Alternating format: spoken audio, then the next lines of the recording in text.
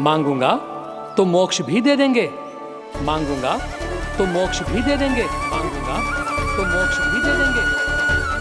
अभी तो ये बता कि तू मुझे मेरी मटकी कब देगो? और मेरी मांग कब पूरी करोगे भोला राम जी? मेरो घड़ा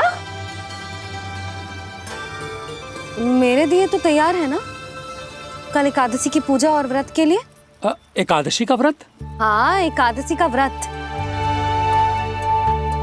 इसे करने से श्री हरि बहुत प्रसन्न होते हैं। अच्छा, फिर तो अभी लाया।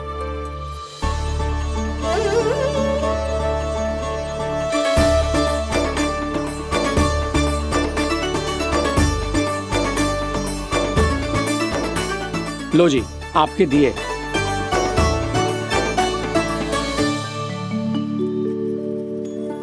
और जो हमने मांगा है वो? बाकी सब शेष द्वादशी के दिन मिलेगा, क्योंकि कल मैं भी एकादशी का व्रत रखूंगा, क्योंकि कल मैं भी एकादशी का व्रत रखूंगा, क्योंकि कल मैं भी एकादशी का व्रत रखूंगा।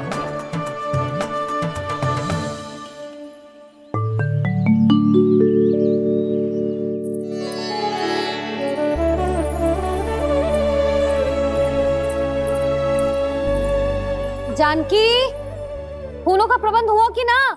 हाँ भाभी, जे रहे। सदैव विलंब कराती है। पर भाभी इस बार तो फूल समय से ही लाई थी। क्या हुआ जशोदा, अभी तो पूजा की तैयारी ना हुई? देखो ना मौसी, ये जानकी ना कुछ छूट ही जाता है इसके कारण। एकादशी की पूजा और व्रत आते ही जसोदा भाभी इतनी वग्र हो जाती है। ऐसो क्या होगा इस पूजा में?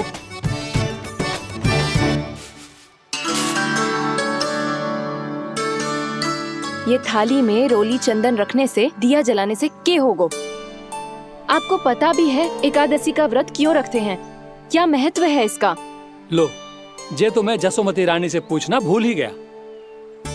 पर हाँ भगवान, मेरे लिए इतना ही पर्याप्त है कि इस व्रत को रखने से मेरे श्रीहरि हमसे प्रसन्न हो जाएंगे।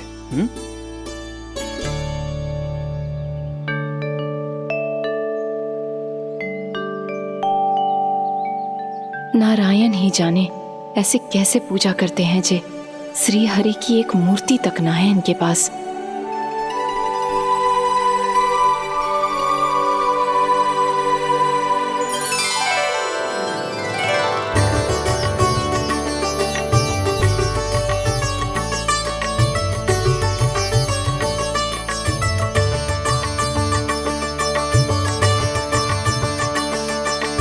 प्रभु, न तो मेरे पास मूर्ति है और ना तो इस व्रत के विधि विधान के बारे में मुझे जानकारी है और ना ही मुझे इसके महत्व के बारे में जानकारी है, पर फिर भी मैं करना चाहता हूं।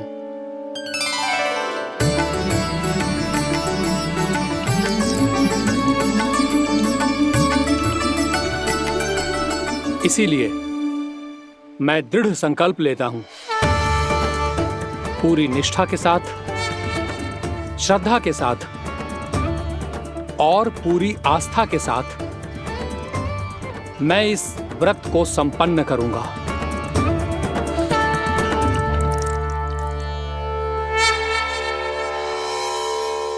हम संकल्प लेते हैं कि एकादशी के व्रत को पूरी निष्ठा के साथ संपन्न करेंगे।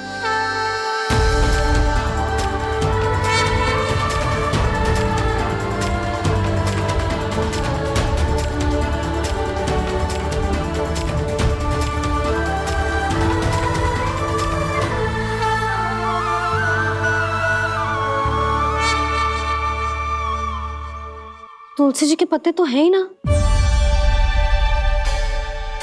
श्री नारायण को तुलसी जी के पत्ते के बिना भोग ना चढ़तो है। जानकी, तुलसी के पत्ते कहाँ हैं? भाभी, मैं तो कब से यही पूछना चाह रही थी कि तुलसी के पत्ते लाऊं क्या, पर आप तो व्यस्त थी ना। तुझे कितनी बार समझाओ है ना, यदि तेरे कछु करने से किसी और की कोई हानि ना हो रही हो या किसी के अच्छे कार्य में सहायता हो रही हो तो मुझसे आज्ञा लेने की आवश्यकता ना है। समझ गई भाभी, आगे से जाना उनको। ले अभी लेकर आती हूँ।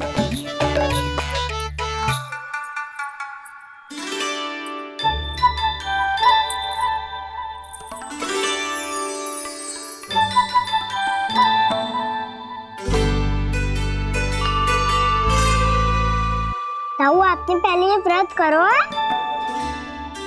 आपको इसका महत्व पता है? भाभी चलो। जानकी तुमने ये व्रत करो है? फिर तुमको इसका महत्व पता है? सुमति जी आपको पता है इसका महत्व? कान्हा, क्यों तंग कर रहे हो सबको? मैया सबने करो ये व्रत, मुझे भी करना है।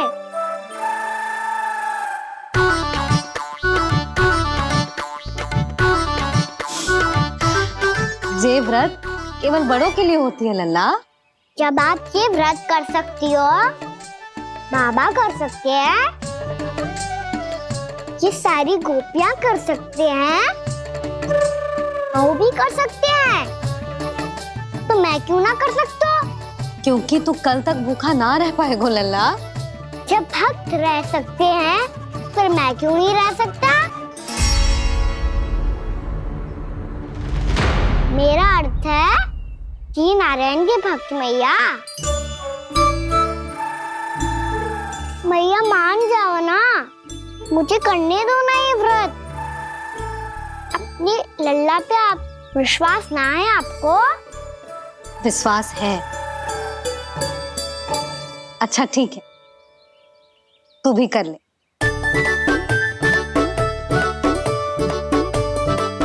पर मैया व्रत की कथा तो सुनाओ, मैं तो अबध हूँ ना, मुझे कैसा पता चलेगा कि ये व्रत करते क्यों हैं?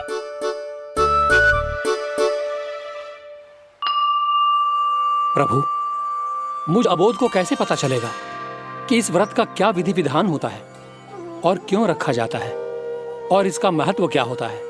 मुझे तो आप ही बता सकते हैं प्रभु। जब व्रत कर रहे हैं तब उसका महत्व भी पता होना चाहिए ना। बताओ ना मैया, क्यों रखते एकादशी का व्रत? इसके लिए तो तुझे एकादशी की कथा सुननी होगी। सुनेगो ना?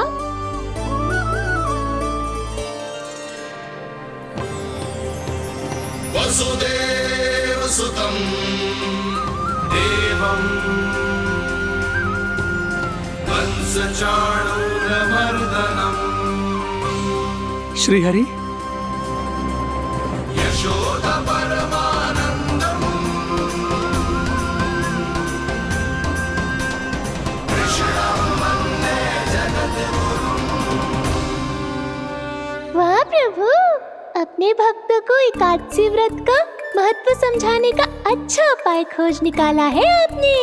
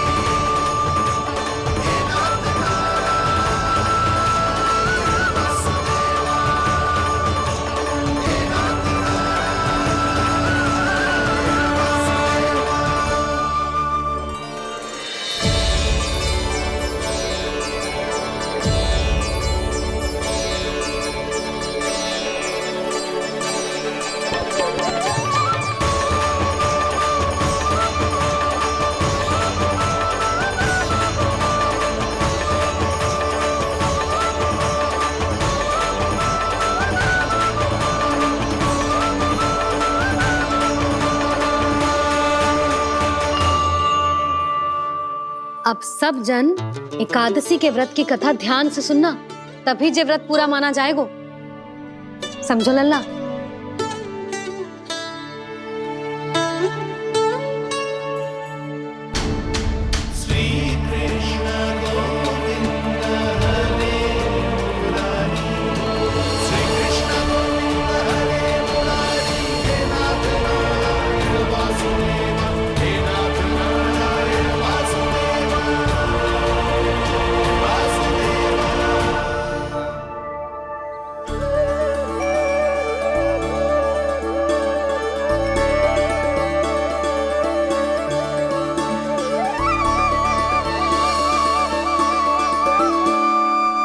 सतयुग में चंद्रावती नाम के नगर में मूरा नाम का एक असुर राज्य करता था।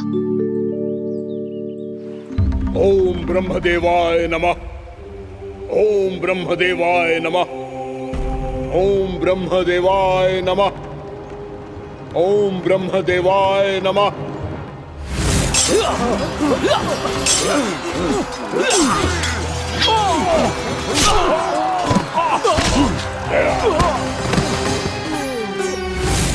ओम ब्रह्मदेवाय नमः। ओम ब्रह्मदेवाय नमः। जब उसने देवताओं के हाथों असुरों की पराजय देखी, तब वो वरदान पाने के उद्देश्य से ब्रह्मा जी की तपस्या करने चला गया।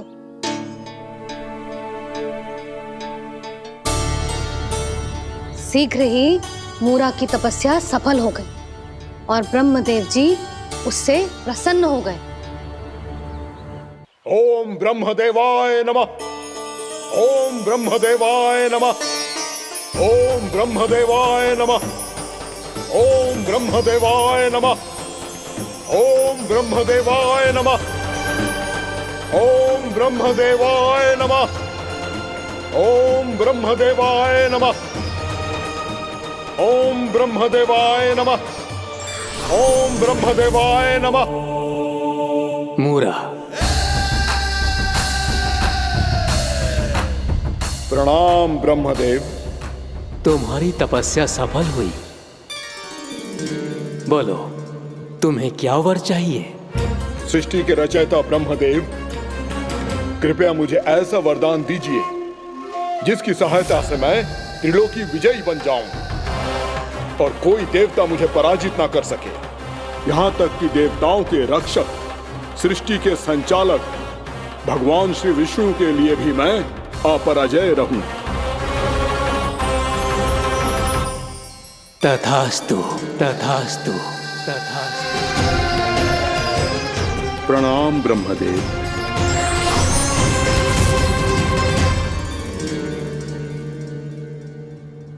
ऐसा वरदान पाकर मूरा बहुत अभिमानी होगा। यक्षों, किन्नरों, यहाँ तक कि देवताओं को भी युद्ध के लिए ललकारने लगा, पर किसी ने भी उसकी ललकार को स्वीकार ना करो, क्योंकि सभी उसकी शक्ति से बहुत भयभीत थे और उसके सामने युद्ध किए बिना ही अपनी पराजय स्वीकार करने लगे। और फिर दंभ में आके उसने स्वर्ग लोक पर भी आक्रमण कर दिया और देवराज इंद्र तक को चुनौती दे डाली।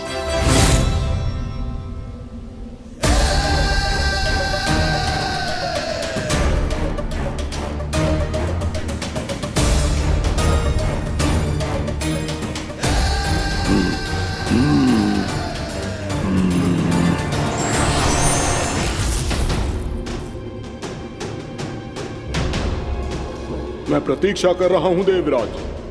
क्या उत्तर है तुम्हारा?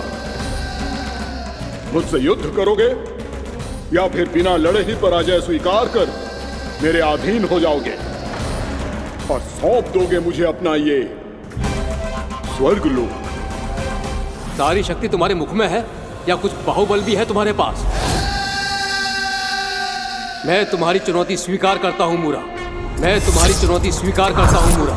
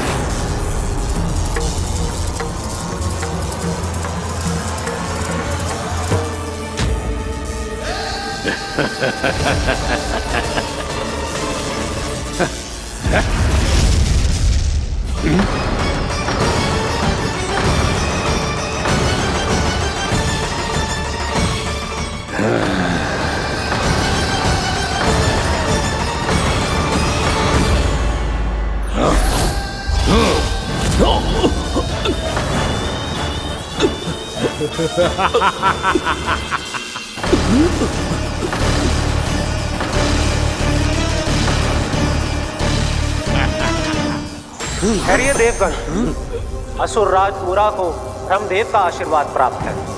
आप में से कोई भी इन्हें पराजित नहीं कर पाएगा।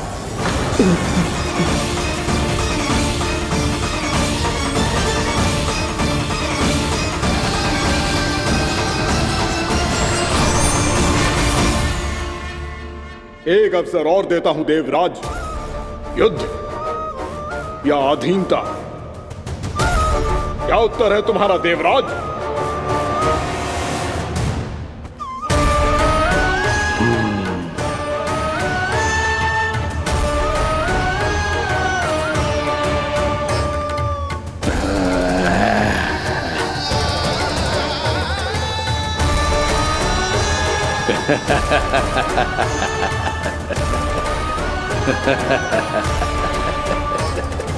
इंद्र और सभी देवताओं ने मूरा के आतंक में आके उससे भयभीत होके अपना सिंहासन छोड़ दियो। अब मूरा स्वर्ग का अधिपति बन गयो और शीघ्र ही उसने अन्य सभी असुरों को स्वर्ग में निवास करने के लिए आमंत्रित कर दियो। और इस प्रकार से वो धीरे धीरे तीनों लोकों का सम्राट बन गया। उसे किसी ने रोका नहीं मैया? ना लल्ला, इतना साहस किसी में था ही ना। और फिर ये निश्चित करने के लिए कि भविष्य में किसी और असुर की मृत्यु ना हो, वो यमराज पे भी विजय प्राप्त करने के लिए यमलोक की ओर प्रस्थान कर दियो। वो तो अपने आप को और सभी असुरों को अमर बनाना चाहता था। पर देवता और यमराज भी उसकी ये योजना समझ गए थे। इसीलिए उसके आने से पहले ही सारे देवताओं ने श्री नारायण से सहायता के लिए गुहार लगाई। अब केवल आप ही कुछ कर सकते हैं प्रभु। अभी तो मूरा केवल त्रिलोक का स्वामी है, और यदि उसने यमलोक भी जीत लिया तो वो जीवन को ही नियंत्रित नहीं करेगा प्रभु, वो मृत्यु का भी स्वामी हो जाएगा। ऐसे में पहले सृष्टि का संतुलन तो नष्ट होगा प्रभु, और फिर स्वयं सृष्टि ही नष्ट हो जाएगी। ऐसा नहीं होगा यमदेव, नियति ऐसा होने ही नहीं देगी। विधि रचेगी खेल और मैं बनूंगा माध्यम। असुर राज मूरा का सामना मैं करूंगा। बस आप मुझे चुनौती देने के लिए उसे तैयार कर लीजिए, चाहे उसके लिए आपको साम दाम दंड भेद कोई भी उपाय क्यों ना अपनाना पड़े।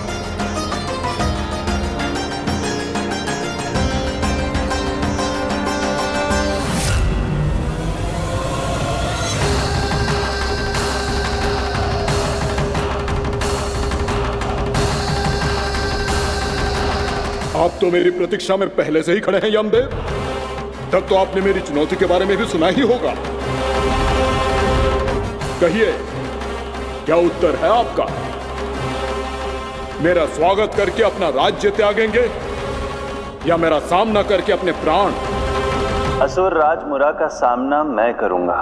बस आप मुझे चुनौती देने के लिए उसे तैयार कर लीजिए, चाहे उसके लिए आपको साम दाम दंड भेद कोई भी उपाय क्यों ना अपनाना पड़े।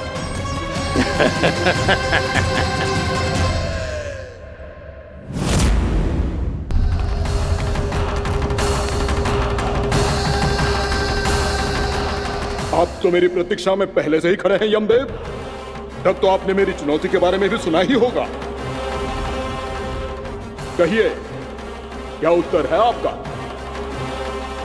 मेरा स्वागत करके अपना राज्य त्यागेंगे या मेरा सामना करके अपने प्राण?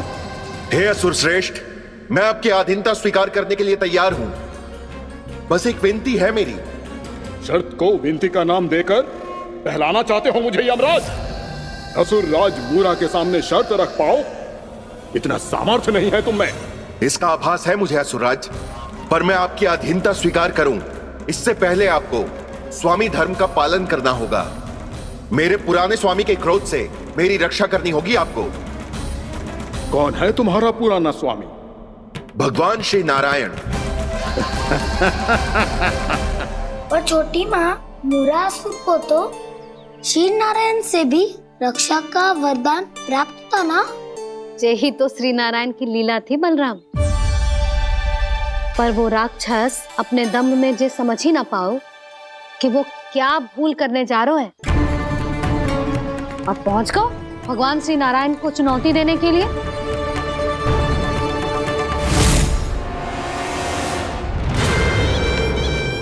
वहीं ठहर जाओ असुर राज मुरा।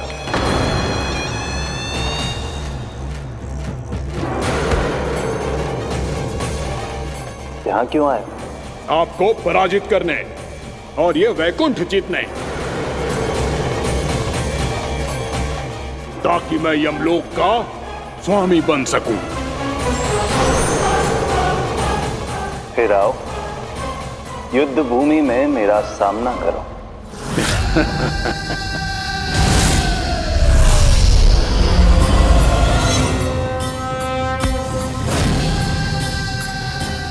ये नहीं जानते कि इनसे ना हारने का वरदान तो मैं पहले ही प्राप्त कर चुका हूं, इसलिए युद्ध ठीक से आरंभ हो पाए उससे पहले ही इन्हें जीत लूंगा मैं।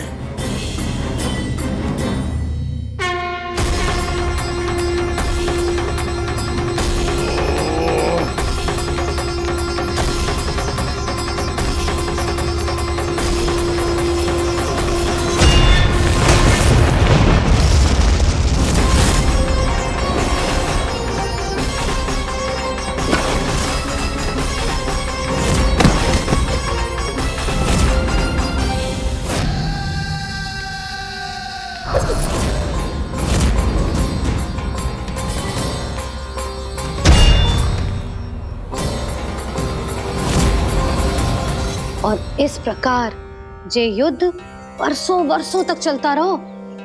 दोनों योद्धा पूरे ब्रह्मांड में अनेक अस्त्रों शस्त्रों के साथ युद्ध करते रहे।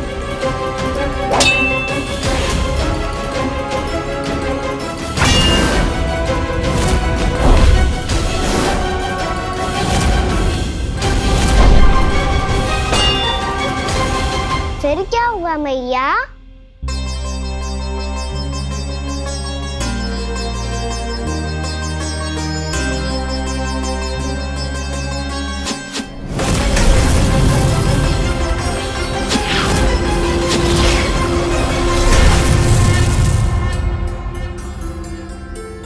उस युद्ध को कभी समाप्त हुआ हो, पर कैसे? शीघ्र ही वो राक्षस थक गो लल्ला।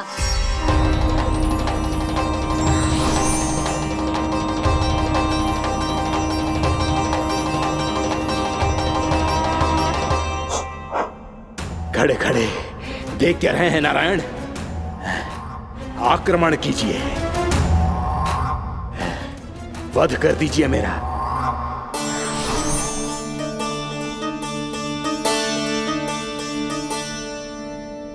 मैं तुम्हारी वीरता से प्रभावित हूं, इसीलिए इतनी थकान की स्थिति में मैं तुम जैसे वीर पर आक्रमण नहीं करूंगा। जाओ विश्राम करो। यदि फिर से युद्ध करने की इच्छा हो तो तुम्हारा स्वागत होगा।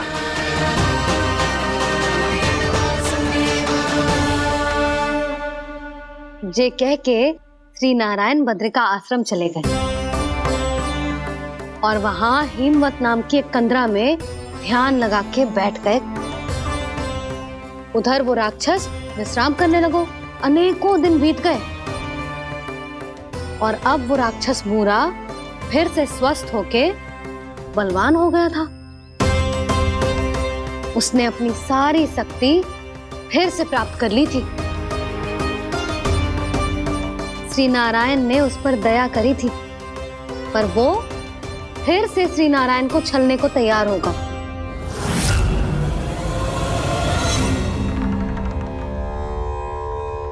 ध्यान में बैठे बैठे श्री नारायण योग निद्रा में चले गए, पर दुष्ट मूरा इसी अवसर का लाभ उठा के उनकी कंदरा में घुस आयो, ताकि वो सोते हुए श्री नारायण पे आक्रमण कर सके।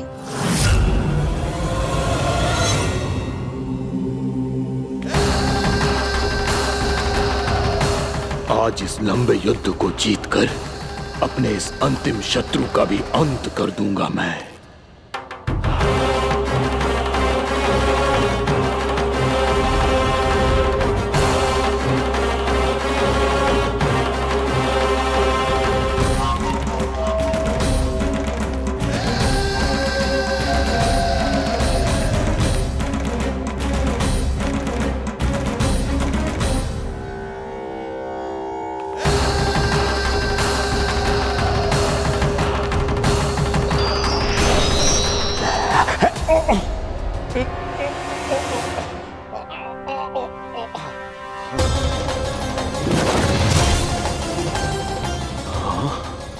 दुष्ट राक्षस,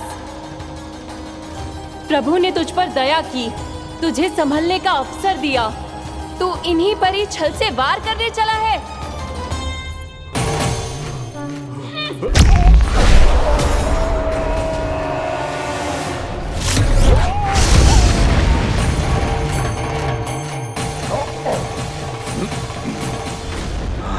मैं अजय हूँ, मुझे कोई पराजित नहीं कर सकता। ब्रह्मा का वरदान है मुझे। तूने नारायण से अपराजय होने का वरदान मांगा था मूर्ख, उनकी शक्ति से नहीं। ध्यान से देख, मैं तेरी मृत्यु हूँ, मृत्यु।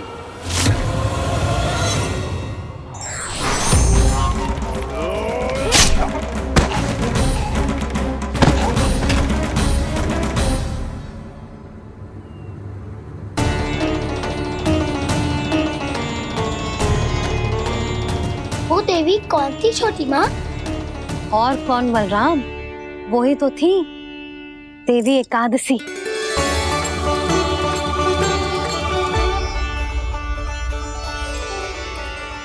मुझे क्षमा कीजिए प्रभु, आपकी आज्ञा के बिना ही युद्ध करके आपके शत्रु को मृत्यु के घाट उतार दिया।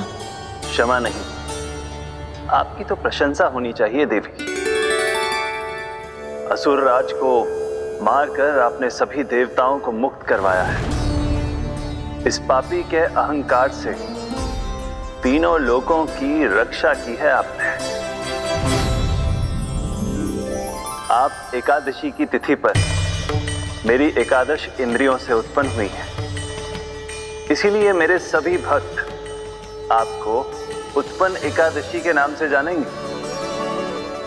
सभी तिथियों में आपका स्थान सर्वश्रेष्ठ होगा। जिस तरह आपने राक्षस के आक्रमण से मेरी रक्षा की है, उसी प्रकार एकादशी के दिन व्रत करके जो भी भक्त आपकी कथा सुनेगा, मैं स्वयं उसकी रक्षा करूंगा। जो आपकी पूजा करेगा उसे मेरी विशेष कृपा प्राप्त होगी और उसके साथ साथ उसे मिलेगा धन, सिद्धि और मोक्ष।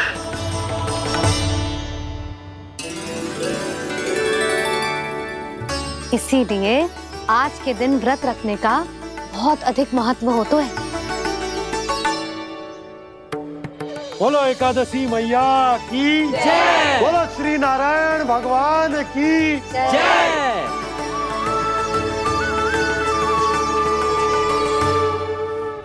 प्रभु की कृपा से एकादशी का महत्व भी पता चल गो और मेरा व्रत भी सफल हो गो।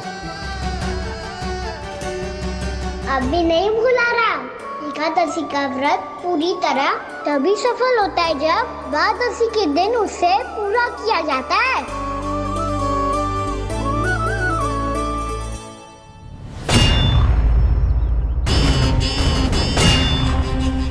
आवश्यक है आपको यह आभास होना कि उस विष्णु अवतार को पराजित करने के लिए आपके साधारण योद्धाओं में वो सामर्थ्य नहीं है। वो विष्णु अवतार कुछ अधिक ही असाधारण है।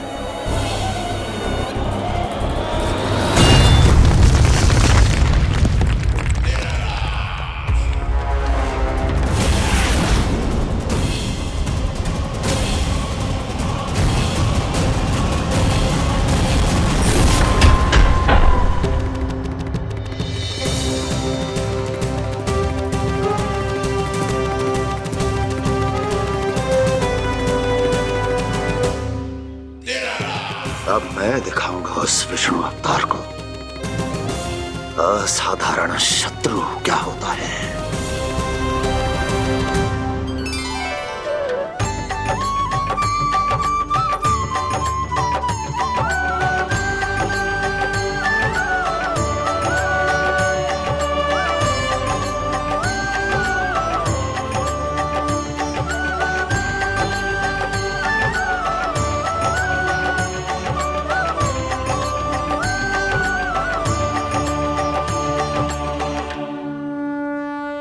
मामा अधीर हो रहे हैं, पर मैया ने मुझे अभी तक बाहर जाने की आज्ञा नहीं दी है। अभी उन्हें किसी और राक्षस को यहाँ भेजने से रोकने के लिए मुझे ही कुछ करना होगा।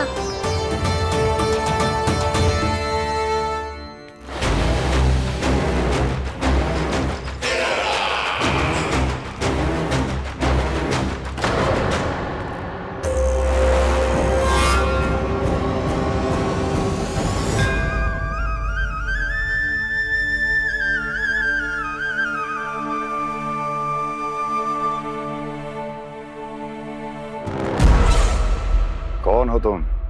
बचपन से ही मुझे मारने का सपना देख रहे हैं, फिर मुझे ही नहीं पहचानते।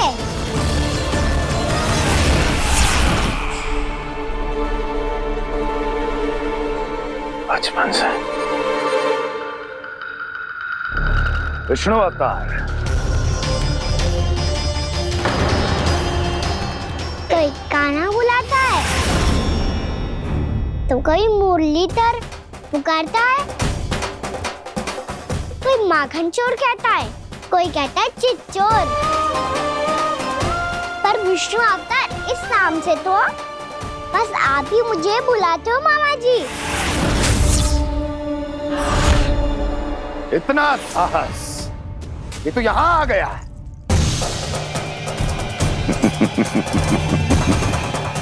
यहाँ आ तो गया तू विष्णु अवतार, किंतु यहाँ से जीवित नहीं जाएगा। तेरे इस शीश को तेरे धड़ से अलग कर दूंगा मैं।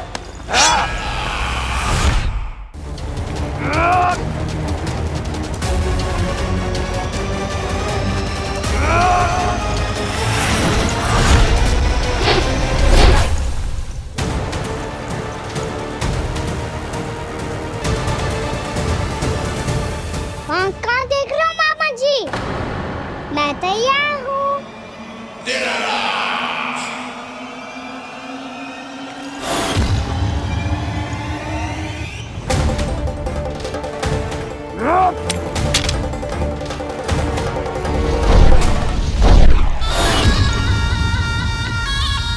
मामा जी, आप सदैव इसी तरह क्रोध में रहते हो क्या?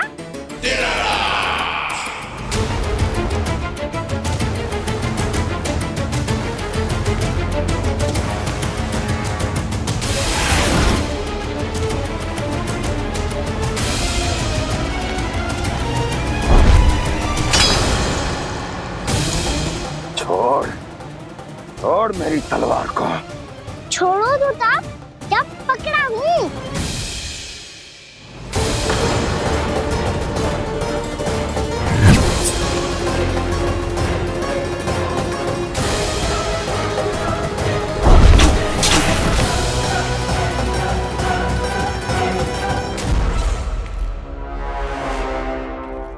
मामा जी,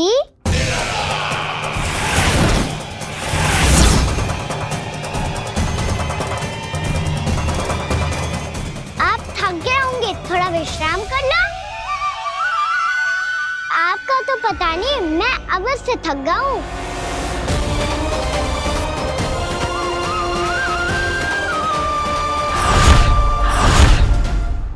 मेरे सिंहासन पर बैठने का तू साहस? अभी तो बस अभ्यास कर रहा था मामा जी। भविष्य में मुझे तो बैठना है यहाँ। आपने बल प्रयोग करके से अपने पिताजी से छीना था, मैं आपसे छीन लूंगा। जो छल और बल से लिया जाए वो अधिक समय तक टिकता नहीं है मामा जी।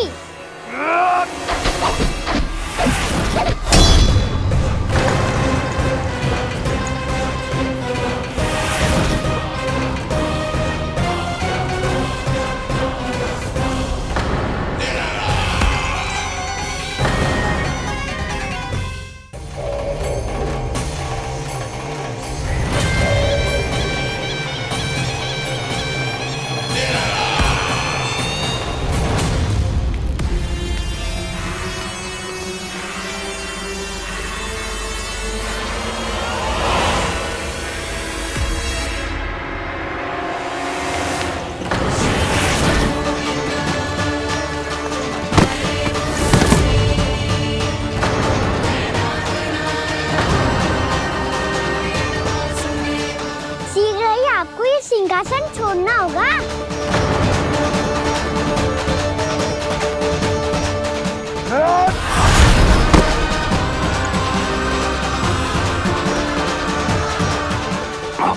वो मेरा सिंहासन छीनना चाहता है। वो आ रहा है, वो आ रहा है। सैनिकों, दुर्जन, बंद कर दो सभी द्वार और घरों के, सब के सब। इसकी हर संभावना पर इतना कड़ा पहरा बिठा दो कि ना तो कोई महल के भीतर आ सके, ना कोई बाहर जा सके। मुझे महल की चप्पे चप्पे की सूचना चाहिए। जाओ।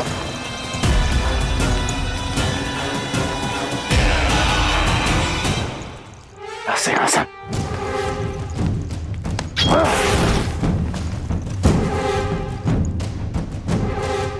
अब आ, दुष्ट मायावी, छलिया विष्णु अवतार, मैं कंस तेरी प्रतीक्षा कर रहा हूं। देखता हूं मेरे सिंहासन पर कैसे बैठता है तू। मुझे तो बस कुछ समय चाहिए था, वो मिल गया। अब करते रहिए आप प्रतीक्षा।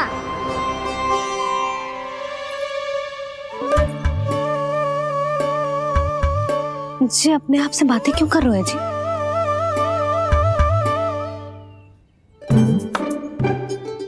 आप मुस्कुरा क्यों रहे हो? ना कछु ना। बताओ क्यों मुस्कुरा रहे हो? तुम ही पर गए जी। जब तुम व्रत करती हो तो तुम भी ऐसा ही करती हो। इसी प्रकार भूख अधिक लगने पर अपना ध्यान भटकाने के लिए स्वयं से ही बड़बड़ाती रहती। होगा। आपको तो बस मेरा उपहास उड़ाने के लिए बहाना चाहिए।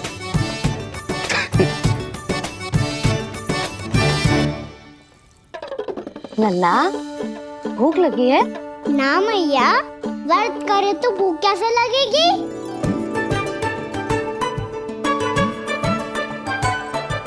यदि लगी हो तो छोटे बालकों को थोड़ी बहुत भूल चूक क्षमा होती है। कछु ना तो फल तो तू खा ही सकते है।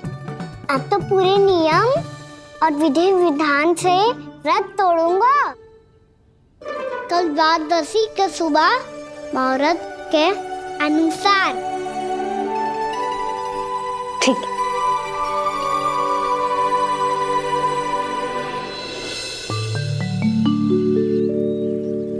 लल्ला, एकादशी समाप्त हो गई है, द्वादशी लग गई है। अब तू व्रत तोड़ सकते है।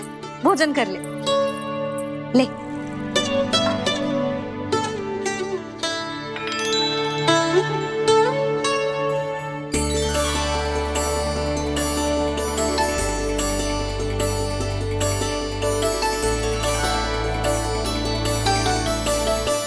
आज तो कार्य कर लीजिएगा।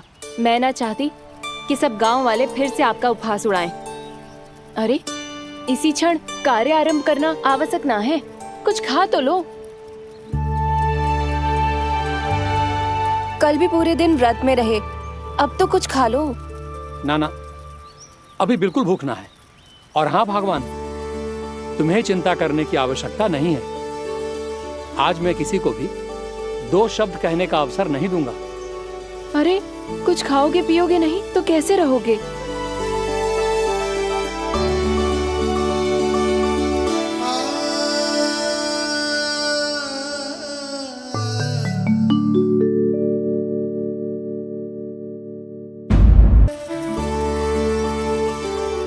अरे, इसी क्षण कार्य आरंभ करना आवश्यक ना है। कुछ खा तो लो। ना, अभी बिल्कुल भूख ना है। और हाँ भगवान, तुम्हें चिंता करने की आवश्यकता नहीं है। आज मैं किसी को भी 2 शब्द कहने का अवसर नहीं दूंगा।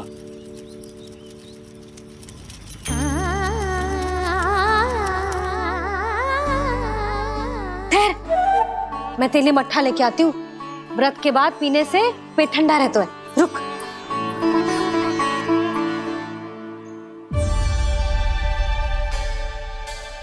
भक्तों ने अभी तक व्रत नहीं तोड़ा है, मैं कैसे तोड़ लूं?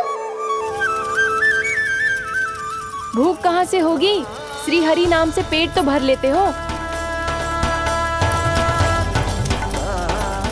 श्री हरि श्री हरि श्री हरि।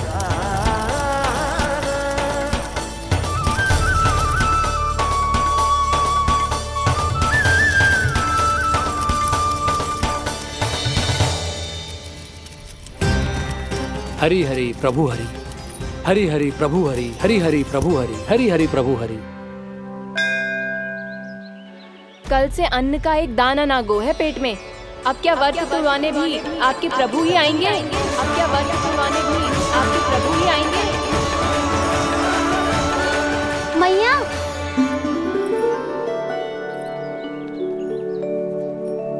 मैया पहले व्रत तोड़ के कच्चू खा तो लो। अभी ना, लौट के आने के बाद। हाँ,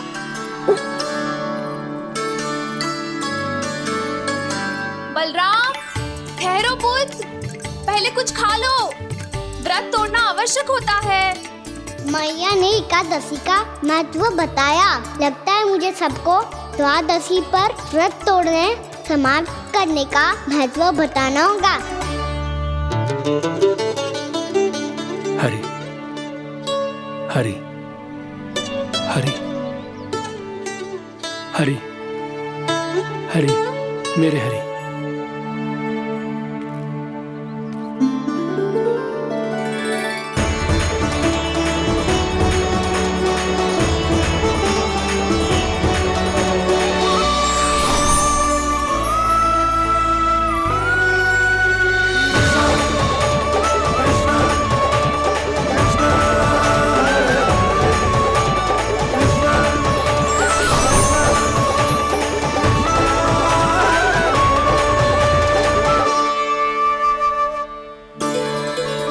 अभी अभी तो मैंने बच्चों की मां को वचन दिया था कि आज किसी को शिकायत करने का अवसर ना दूंगा, और अब मैं प्रभु श्री हरि की कल्पना जसोमती रानी के लल्ला में ही करने लगा।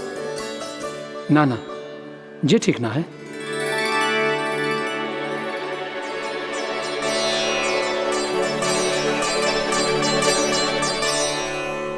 ठीक है तो है, बिल्कुल सही पहचाना है आपने। बड़े तो बड़े, अब तो बालक भी हमारा उपहास उड़ाने लगे।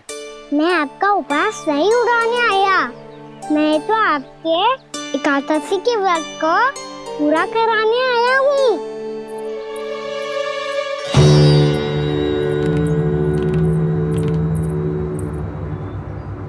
कान्हा,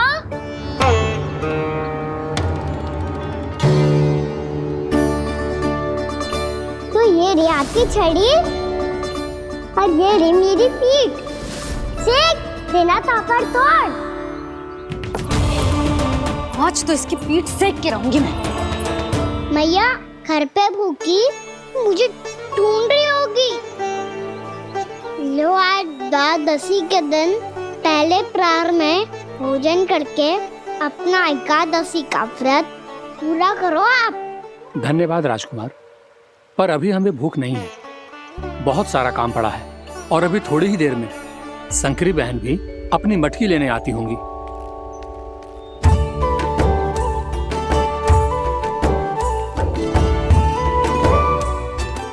पर मैं आपका व्रत पूरा कराए बिना नहीं जा सकता। भला क्यों? भक्त भूखा रहे और भगवान खा ले, ऐसा हो सकता है भला?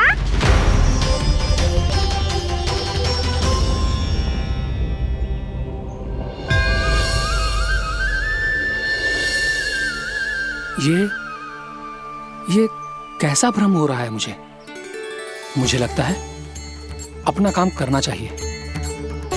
द्वादशी के पहले प्रहर में व्रत पूरा करना बहुत आवश्यक होता है, ना तो एकादशी का व्रत भी पूरा ना मानो जातो। इतनी सारी ज्ञान की बातें तुम्हें कैसे पता है लल्ला?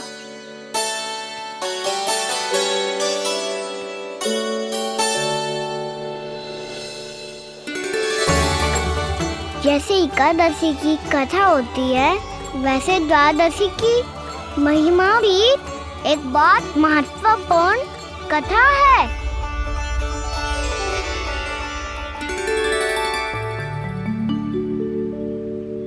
कैसी कथा? बिल्कुल सही समय पे आई हो आप। क्योंकि आपको ये कथा आपको अवश्य सुननी चाहिए।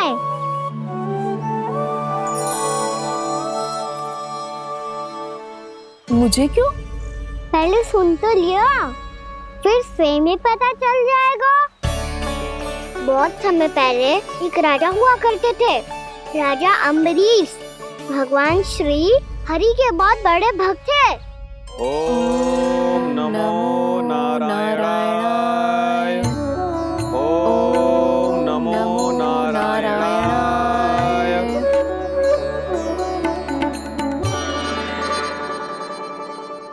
नेक पुण्य के काम करते थे वो। अपनी पत्नी के साथ हरि का नाम जपते रहते थे। उन्होंने 12 माह एकादशी का व्रत करो निर्जल पास किया, और जब उनकी 12वीं एकादशी का व्रत द्वादशी के दिन तोड़ने का समय हुआ, तभी महर्षि दुर्वासा अपनी 100 शिष्यों के साथ उनके महल में पधारे।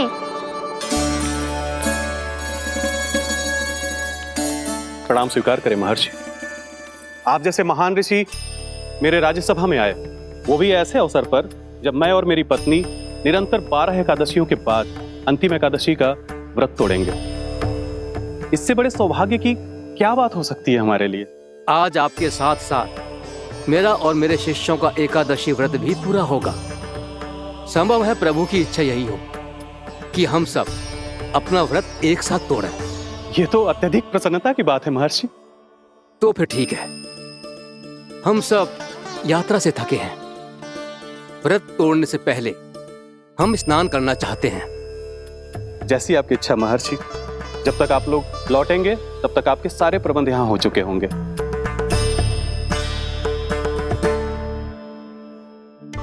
महर्षि दुर्वासा स्नान करने गए थे, पर उन्हें लौटने में विलंब हो रहा था, और इधर द्वादशी पर व्रत पूरा करने का मुहूर्त बीता जा रहा था। महाराज अम्बरीश बड़ी विरगता के साथ महर्षि दुर्वासा के लौटने की प्रतीक्षा कर रहे थे। महाराज, व्रत तोड़ने का मुहूर्त बीता जा रहा है, बस कुछ ही समय बचा है। महर्षि और उनके शिष्यों को लौटने में न जाने कितना समय लग जाएगा। मेरा सुझाव है कि आप मुहूर्त समाप्त होने से पहले व्रत अवश्य तोड़ लें। गुरुदेव, हमने महर्षि दुर्वासा को वचन दिया है कि जब तक वो लौटेंगे नहीं तब तक हम व्रत नहीं तोड़ेंगे। इसीलिए मैं उनके लौटने के बाद ही भोजन ग्रहण करूंगा।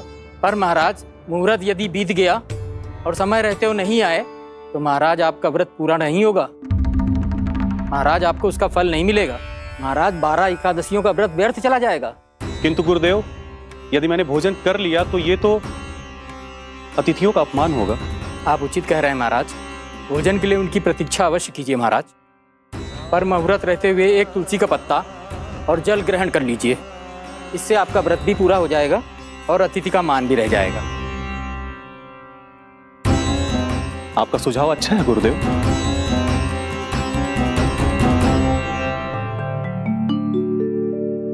जैसे ही महाराज ने तुलसी का पत्ता खाया,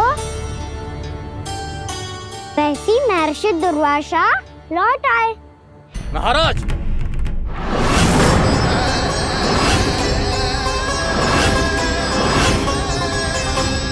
महाराज को उपास तोड़ते देखते बहुत क्रोधित हो गए।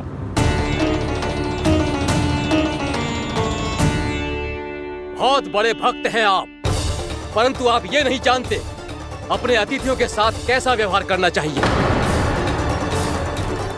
आपने हमें साथ भोजन करने का वचन दिया था, पर अपना व्रत क्यों तोड़ा आपने? महर्षि, मैंने भोजन नहीं ग्रहण किया। कहीं मुहूर्त न निकल जाए इस कारण मैंने एक तुलसी का पत्ता ग्रहण कर लिया। 56 भोग खाया हो या एक पत्ता, अपना व्रत तोड़कर अतिथियों का अपमान किया है, मेरा अपमान किया है। अब आपको दंड भोगना होगा ताकि आप सीख पाएं कि अतिथियों के साथ कैसा व्यवहार होना चाहिए। महर्षि, महर्षि, आप जो भी दंड मुझे देंगे मुझे स्वीकार है, किंतु आप क्रोधित मत होइए। क्रोध का कारण आपने दिया है महाराज। एक महर्षि का अपमान करके राक्षसी प्रवृत्ति का परिचय दिया है आपने। इसीलिए अब एक राक्षसी आपको दंड देगी।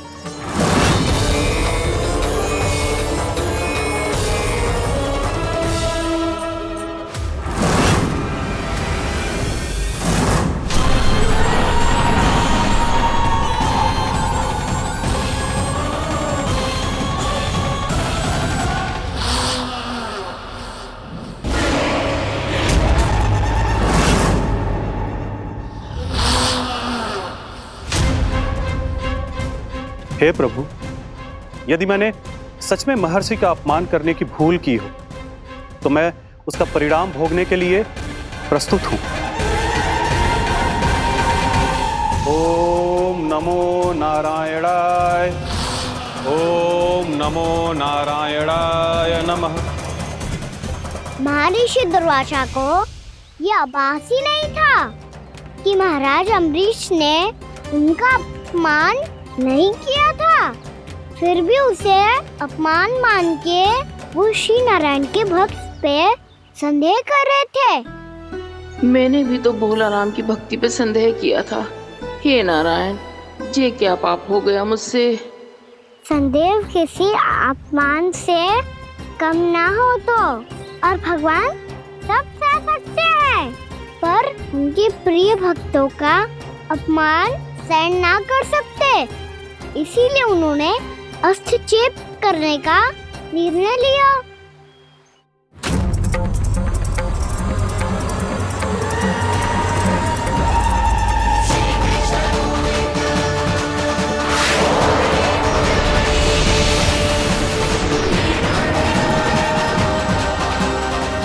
ओम नमो नारायणाय।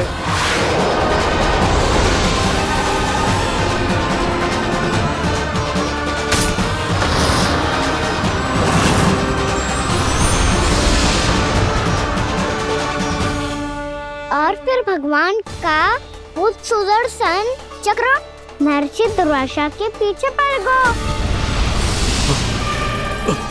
ये चक्र तो मेरी ओर बढ़ रहा है। ओम नमो नारायणाय। ये कैसे संभव हो सकता है? कोई रोको इसे, कोई रोको इसे।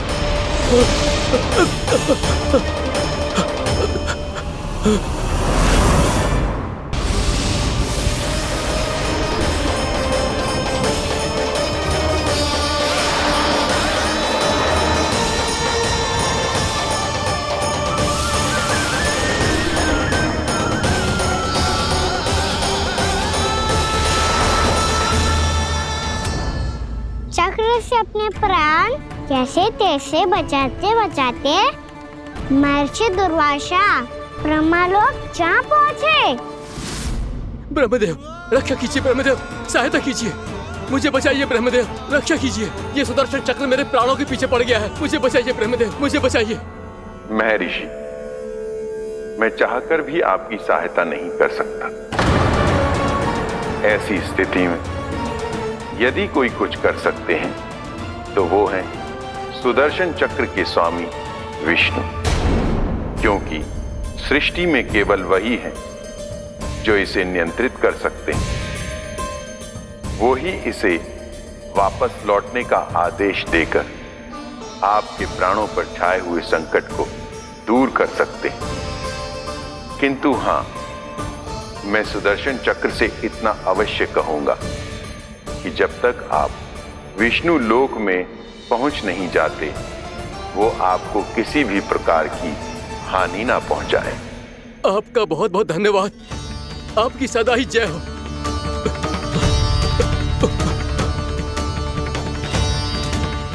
फिर क्या था? भागते भागते महर्षि दुर्वासा सीधे भगवान श्री हरि के शरण में बैकुंठ पहुंच गए। त्राहिमाम प्रभु, त्राहिमाम, मुझे बचाइए। मेरी सहायता कीजिए प्रभु, मेरी सहायता कीजिए। मैं आपके इस चक्र और ऊर्जा से नहीं भाग सकता प्रभु। कृपया करके अपने सुदर्शन को रोकिए, इसे वापस लीजिए प्रभु। यह असंभव है महर्षि। एक बार सुदर्शन चक्र मेरे हाथों से छूट जाए तो अपना उद्देश्य पूरा किए बिना, मेरे भक्तों की रक्षा किए बिना वापस नहीं लौटता। कोई तो उपाय होगा प्रभु, कृपया करके मेरे प्राण बचाइए प्रभु। मैं सुदर्शन की ऊर्जा से जलकर भस्म नहीं होना चाहता प्रभु। आप जो कहेंगे मैं करूंगा प्रभु। मेरी सहायता कीजिए प्रभु, मेरी सहायता कीजिए। मुझे नहीं लगता कि आप वो कर पाएंगे। मैं अवश्य करूंगा। मैं अपनी प्राण रक्षा के लिए कुछ भी करूंगा प्रभु। आपने मेरे भक्त राजा अम्बरीश को भक्ति का कर्तव्य निभाने के लिए अपमानित और दंडित किया है महर्षि, पर भक्त की रक्षा करना भगवान का कर्तव्य है। इसलिए यदि आप भक्त राजा अम्बरीश के पास जाकर क्षमा याचना करें और यदि वो आपको क्षमा कर दे तो ही ये चक्र आपके प्राण लिए बिना लौट सकता है। अन्यथा आप तो जानते हैं महर्षि, मेरे भक्त का अपमान मेरा अपमान। भक्त का अपमान भगवान के अपमान से कम ना हो तो है। महर्षि दुर्वासा को भी ये बात समझ आई और फिर उन्होंने महाराज अम्बरीश से क्षमा याचना की। महाराज महाराज महाराज महाराज महाराज मुझे क्षमा करें महाराज, मुझसे बहुत बड़ी भूल हो गई महाराज, मुझसे बहुत बड़ी भूल हो गई महाराज। महर्षि, आप हमारे चरण छुए ये उचित नहीं। महाराज महाराज अम्बरीश, आप नारायण के सच्चे भक्त हैं। मैंने आपको अपमानित किया, दंडित करने का प्रयास किया महाराज। इस अपराध के लिए मुझे क्षमा कीजिए महाराज, और इस सुदर्शन चक्र से मेरे प्राण बचाइए महाराज।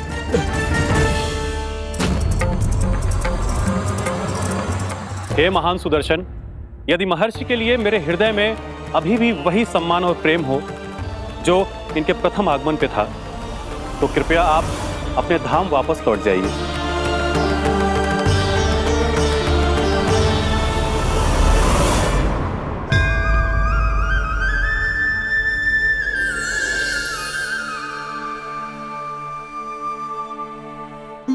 आपका बहुत बहुत धन्यवाद महाराज अम्बरीश। मैं आपको आशीर्वाद देता हूं कि आप देवराज इंद्र के समान शक्तिशाली हों। आपकी कीर्ति का पताका 10 दिशाओं में फहराए। मेरी बस एक ही इच्छा है महर्षि, कि मैं आपके साथ अपना उपवास तोड़ सकूं। अवश्य महाराज, हम सब भोजन आपके साथ करेंगे और अपने आप को नारायण की सेवा में अर्पित करके व्रत को पूरा करेंगे, क्योंकि आज जो यहाँ हुआ है उससे सिद्ध हो चुका है कि एकादशी व्रत का फल द्वादशी की सुबह भोजन करने से ही प्राप्त होता है।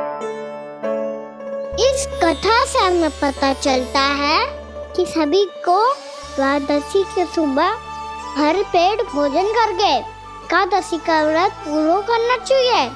और दूसरी बात, भगवान की सच्ची भक्ति अपमान कभी ना करना चाहिए। उनके साथ सदैव प्रेम से व्यवहार करना चाहिए। यही भगवान को सबसे अधिक प्रिय है। भैया भोलाराम, मैंने भी श्री हरि पे तुम्हारे विश्वास का उपहास उड़ाया था, मुझे क्षमा कर दो। ना ना, आप क्षमा मांगकर मुझे लज्जित मत करो।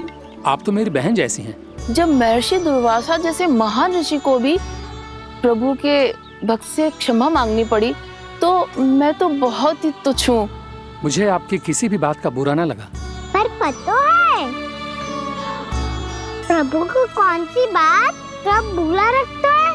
कौन सी बात? जब उनका भक्त भूखा रहे, हमें भी अपना व्रत पूरा ना करे। और जैसा कि आप सभी ने अभी कथा से सीखो है, एकादशी के व्रत को द्वादशी की सुबह अवश्य पूरा करना चाहिए। अब आप जाओ, अपना व्रत पूरा करो।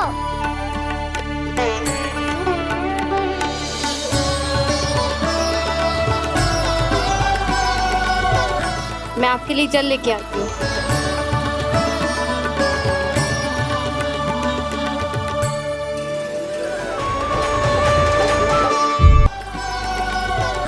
मैं आपके लिए जल लेके आती हूँ।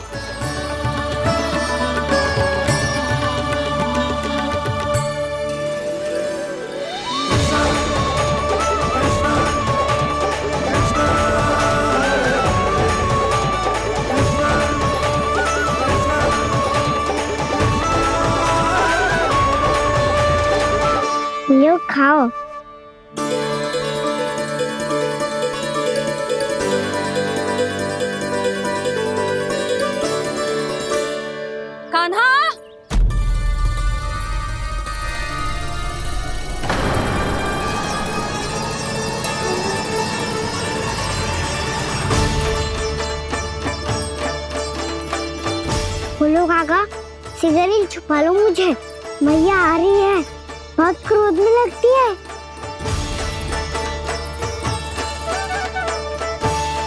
आज तो बहुत दंड मिलेगा। अभी क्षण भर पहले तो ये साक्षात भगवान के रूप में बात कर रहे थे, और अब अचानक ही ऐसे बालक बन गए जो मैया से दंड मिलने के भय से व्याकुल हैं।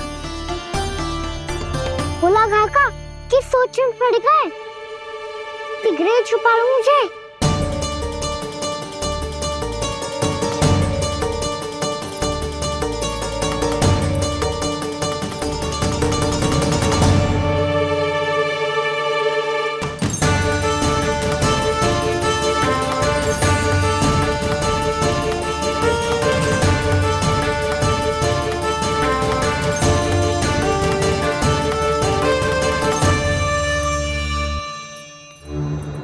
भोलानाथ जी, कान्हा को देखो है क्या? मैंने तो अपने प्रभु को देखा है। मैं अपने लल्ला को ढूंढ रही हूँ, उसे देखो है आपने? वही तो मैं भी कह रहा हूँ जसोदा रानी, मैंने सिर्फ और सिर्फ अपने प्रभु को देखा है। ये तो अब भी अपनी भक्ति में ही खोया हुआ है, इससे पूछ के कछु लाभ ना है, मुझे ही ढूंढना पड़ेगा।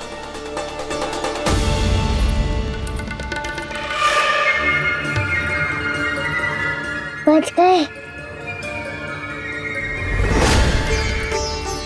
संकरी मौसी, कान्हा को देखो है क्या कहीं?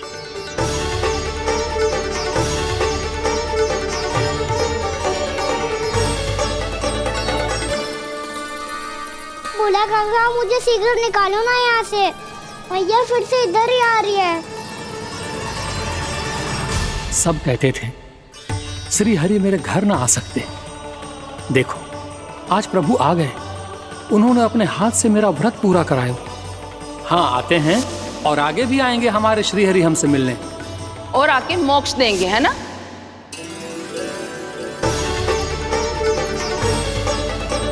शीघ्र निकालो ना बोला काका, मैया आ रही है।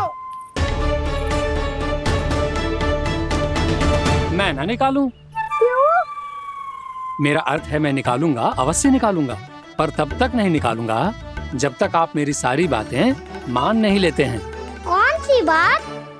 प्रभु, मुझे मोक्ष प्रदान कर दीजिए प्रभु। तथास्तु। ना ना ना ना प्रभु, मेरे साथ साथ मेरे परिवार को भी मोक्ष दे दीजिए। तथास्तु। अब तो निकाल दो, मैया देख लेंगी। ना प्रभु, मेरे परिवार के साथ मुझसे जुड़ी हुई हर वस्तु, जीव जंतु, प्राणी, गाय बैल भैंस, सभी को मोक्ष प्रदान कर दीजिए प्रभु। तथास्तु। प्रभु, आप सच में अद्भुत हैं। मैंने जो मांगा आपने बिना सोचे समझे सब प्रदान किया। मैं ही अपनी मांगे बढ़ाता रहा। प्रभु, प्रभु मुझे क्षमा कर दीजिए। प्रभु मुझे क्षमा कर दीजिए।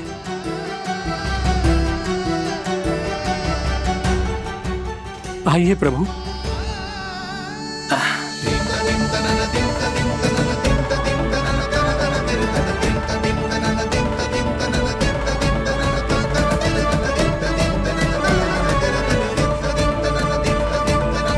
प्रभु, आप तो प्रभु हो, हरि हो, भगवान हो। आप चाहते तो इस मटके से स्वयं निकलकर बाहर आ सकते थे, फिर मेरी आपने हर इच्छा क्यों पूरी की? क्योंकि मेरे भक्त की इच्छा पूरी करने में मुझे भी प्रसन्नता मिलती है। ना तो मैं अपने भक्तों का अपमान सह सकता हूँ और ना ही उनकी इच्छा अधूरी रहने दे सकता हूँ।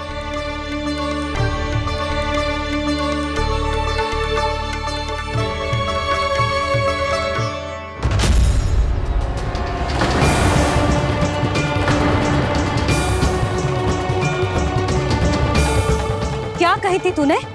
हाँ, कि तू फिर से छल ना करेगा। फिर मुझे बिना बताए घर से बाहर कैसे निकलो? क्षमा करना मैया, पर जो आपने सिखाया था मैंने तो उसी का ही पालन करो है। फिर से चतुराई कर रहे हो है ना?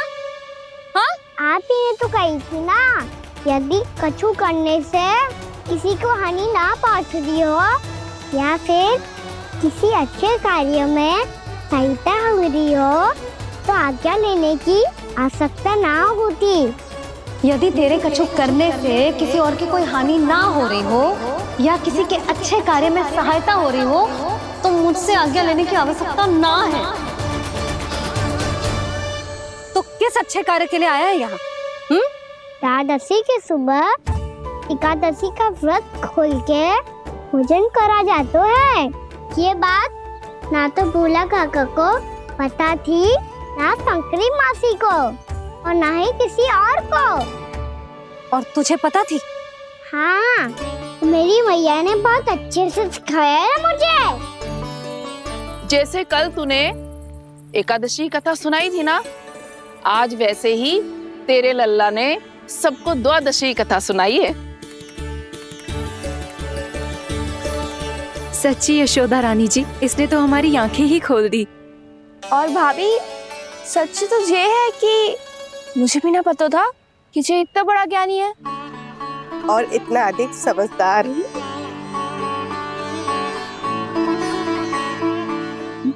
द्वादशी की कथा? वो तो मैंने इसे कभी सुना ही ना है। फिर इसे कैसे पता थी? रानी जी, जो स्वयं भगवान हैं, भला उन्हें कैसे कुछ नहीं पता होगा। मैंने तो इन्हें पहचान लिया, और हाँ, आप सब लोग भी इन्हें अपने अंतर मन की आंखों से देखिए, हो सकता है इन्हें पहचान पाएं। ये कोई और नहीं है, श्री नारायण है, मेरे श्री हरि, मेरे प्रभु। जय श्री हरि।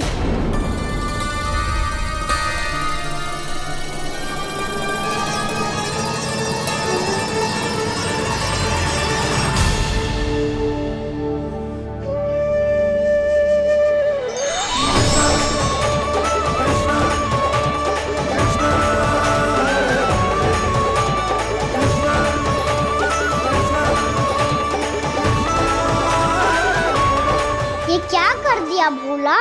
जिस रास्ते को मैंने इतनी कठिनाई से बचा के रखा था, सबके सामने उसे उजागर कर दिया तुमने।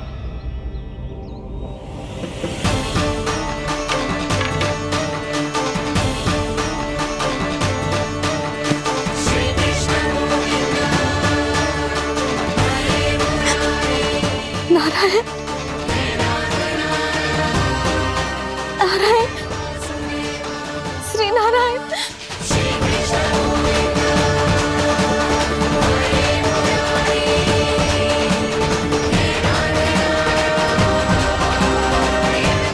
श्री नारायण।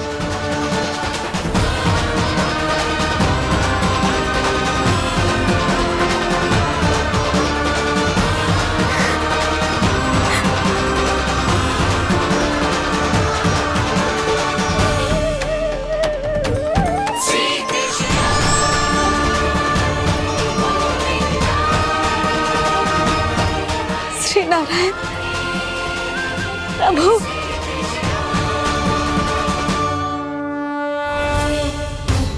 जिस रास्ते को इतने यत्न से संभाल के रखा था, आज वो सबके सामने खुल गया।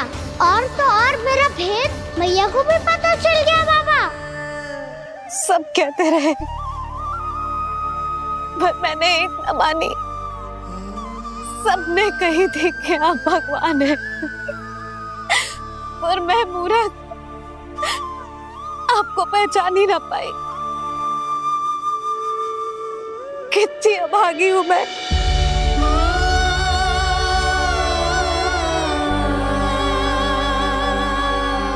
जिस मुंह से मुझे आपकी महिमा गानी चाहिए थी,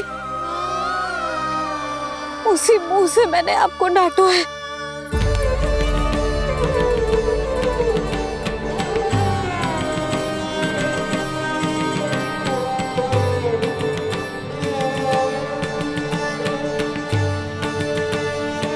जिन हाथों से मुझे आपके चरण छूने चाहिए थे, उन हाथों से मैंने आपके कान पकड़े।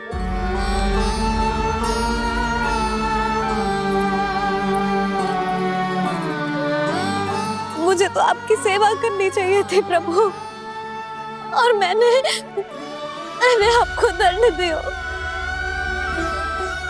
आपको घर से बांध दियो।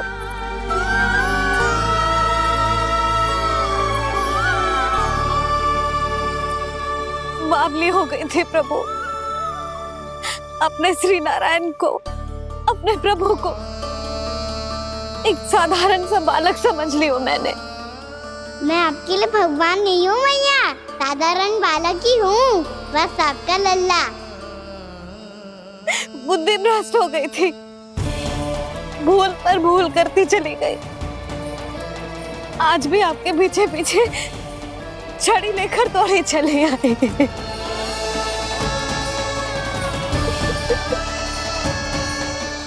अपने आप को दोष मत दो मैया, आपके ममता के लिए तो जन्म लिया है मैंने, हमारा से मन बदलने मत दो। मेरे लिए वही पुरानी मैया बनी रहो आप, और मुझे रहने दो आपका वही नटखट लल्ला।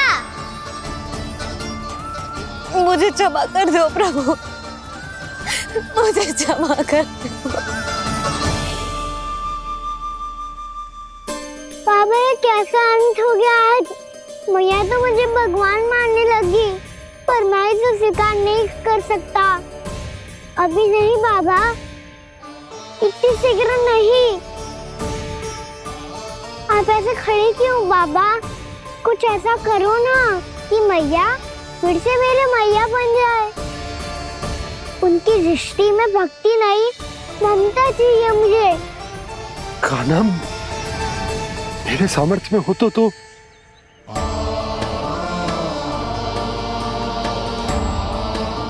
दाऊ, आप तो बड़े भाई हो, अपने छोटे भाई की सहायता करो ना, जिससे मैया सब कुछ भूल जाए।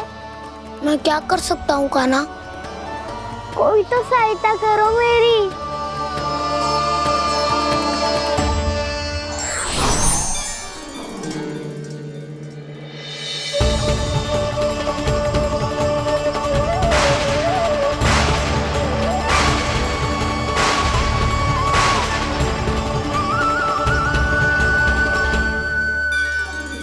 अपने आप को संभालिए प्रभु।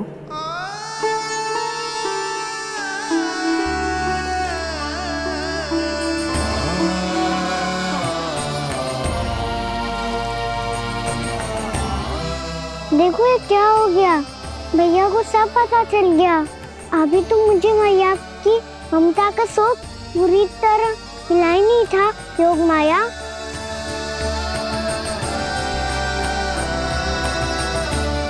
मेरी सहायता करो ना। कितनी अद्भुत है ममता की शक्ति।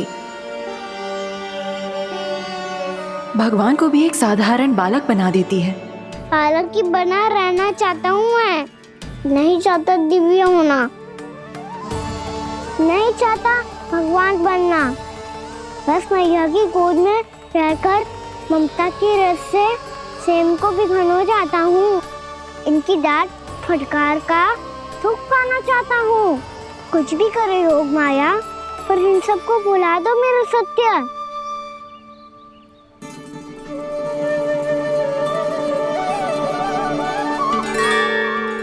पर इन्हें तो मोक्ष का वरदान मिल गया है प्रभु, इसलिए इनके लिए समय की गति को लौटा पाना संभव नहीं होगा। प्रभु, अब मुझे ये सब भूलने की कोई आवश्यकता नहीं है। मुझसे जो त्रुटि हुई है अब वो दोबारा कभी नहीं होगी,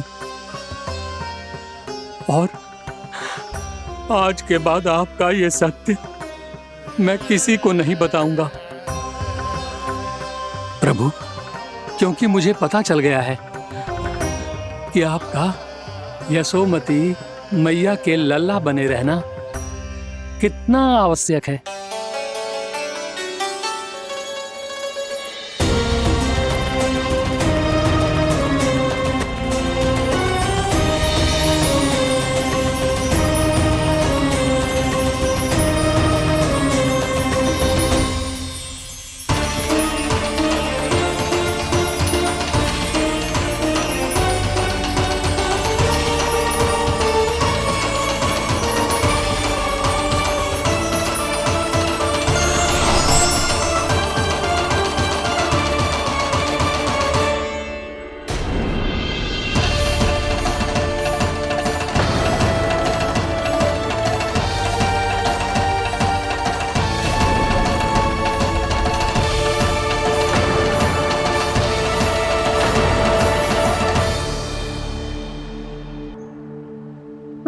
आपकी छड़ी।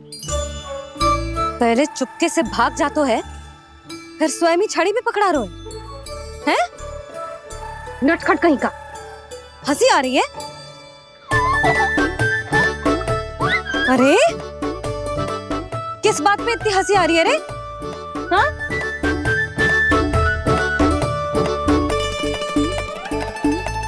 आपकी लीला अद्भुत है प्रभु, और अद्भुत है आपका मैया के प्रति प्रेम। हंसी ना है मैया, ये तो प्रसन्नता है, अपने मैया से मिल जाने की प्रसन्नता। अच्छा, ढूंढ मैं तुझे रही हूँ और तू कह रहे हो कि मैं मिल गई तुझे? तू घर चल लल्ला, अच्छे से पिटाई करूंगी तेरी।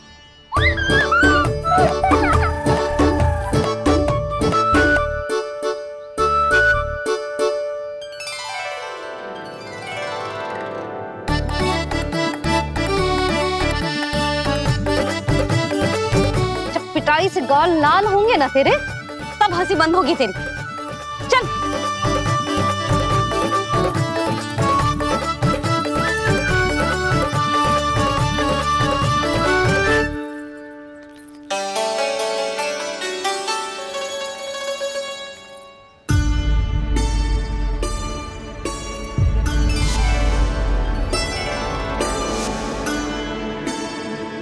लगता है भैया की और चतन स्मृति वापस आ रही है।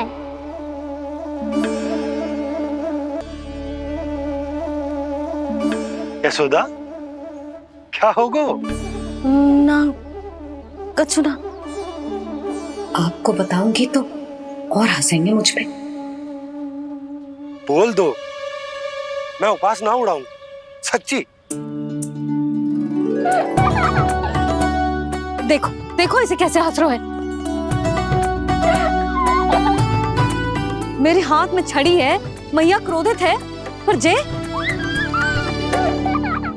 तनिक में बहना लग रहा है इसे। हाँ, हंसे जा रहा है।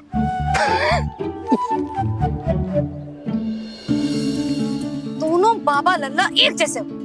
चल तू, चल चल। दाऊ, आप तो बड़े भाई हो, अपने छोटे भाई की सहायता करो ना, जिससे मैया सब कुछ भूल जाए। सुबल, तू कच्चू खा क्यों ना रो है?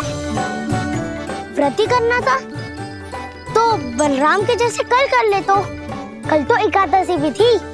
खाना के बिना कछु करने का मेरा मन ही ना कर। तो बात तो सच्ची है, उसके बिना गोचारण भी ऐसा लगता है जैसे कितना भारी कार्य है, व्यवस्था में करना पड़ता है। सही कह रहे हो तुम दोनों। मैं तो गोपालक भी इसलिए बना था ताकि कान्हा के संग खेलने को मिल जाए।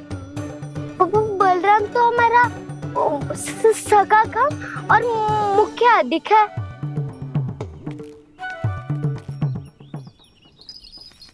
रुक जाओ, तुम सब कुछ देर विश्राम कर सकते हो।